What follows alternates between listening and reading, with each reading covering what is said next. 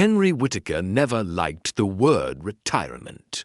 After 42 years as the local librarian in Maplewood, he was sent off with a cheap cake, a gold balloon, and a fishing rod he'd never use.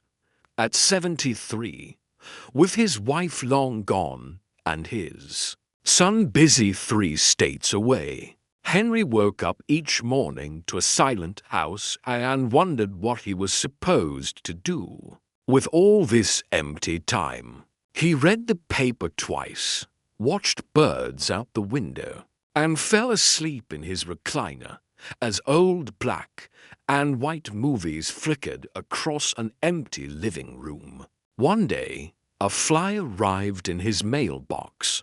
Volunteers needed. Maplewood Youth Mentorship Program. He ignored it at first, but on a restless morning, he found himself calling the number. A week later, Henry sat across from Jamal, a shy 13-year-old with messy hair and a permanent frown. Their first meeting was painfully quiet. Jamal shrugged at every question, refused to play chess, and barely looked up from his hoodie. But Henry kept coming back.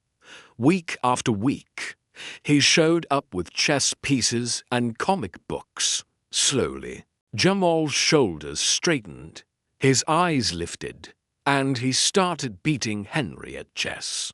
He even brought Henry homemade cookies once, beaming with pride when Henry declared them the best he'd ever had. As months passed, other kids started gravitating toward the patient old man, who never raised his voice and always listened.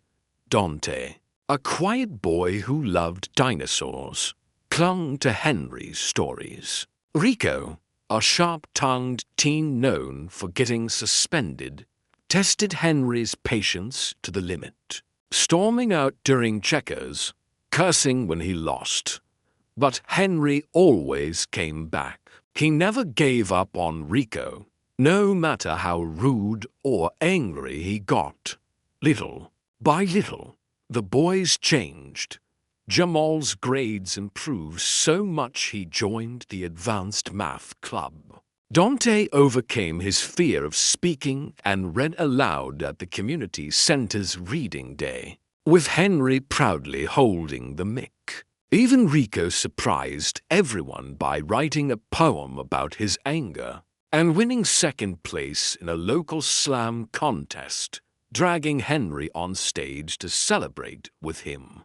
Meanwhile, Henry's own life transformed.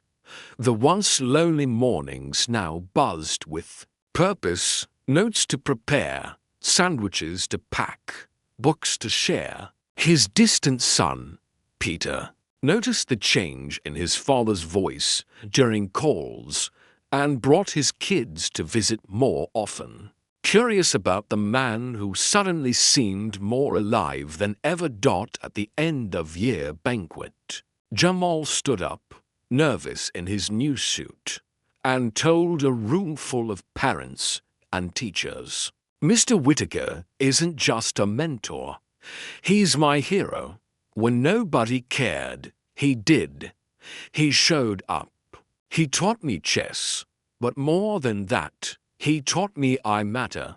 Henry sat at his table, tears spilling behind his old glasses, surrounded by clapping, laughing kids who now called him family. He thought of the fishing rod gathering dust in his closet and smiled. Retirement, he realized, wasn't about doing nothing. It was about having time to do what matters most. In a world that often forgets the wisdom of the elderly and the struggles of the young, Henry Whitaker proved one simple truth: purpose doesn't retire, and love, patience, and showing up can change lives, no matter how old you are.